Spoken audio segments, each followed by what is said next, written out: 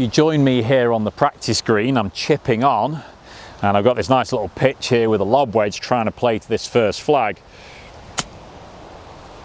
And I pitch it up there, and it's going to go pretty close. Oh, very nice, Peter, well done. Now, I'm quite good at that shot, as you can see.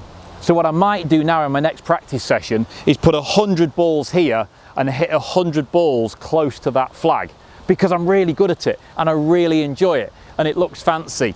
And the other guys that are chipping onto this green are going to look up and see me with a nice ring of 100 balls really close to the flag and think I'm dead good at golf. But would that be the best use of my practice time, to hit 100 shots that I'm already quite good at into that hole? Or would it be better to go and find something that I'm not so good at and practice that? And that's the concept that I think a lot of golfers are possibly falling foul of. And it's not always with the short game. They might be really good at driving the ball. They might go to the driving range and hit it 300 yards and get to the top of the leaderboard on the top tracer scoreboards. They might have the guy next to them go, wow, you hit it far, that made a great noise, look how far it went. And that's a big ego boost.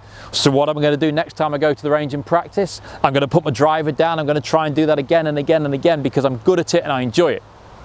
But I'm not necessarily getting the best out of my practice time because I'm not practicing the things that are the weaknesses.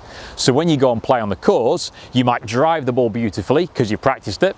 You might chip the ball really close because you've practiced it. But you then might find a little weakness in your game and think, well, why is this still a weakness? This was a weakness last week. I'm not very good at getting out of bunkers.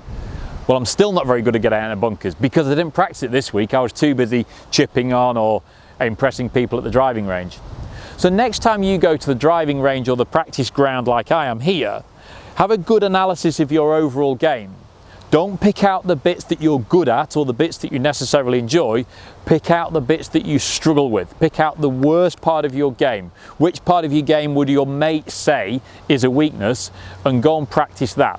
Now that's not necessarily to punish yourself, but it's actually to try and turn your weaknesses into strengths. If you turn your weaknesses into strengths, and imagine how much enjoyment you could start to get if you started to think, well, you know, a month ago I was rubbish in bunkers, didn't like going in bunkers, always cost me 3 shots.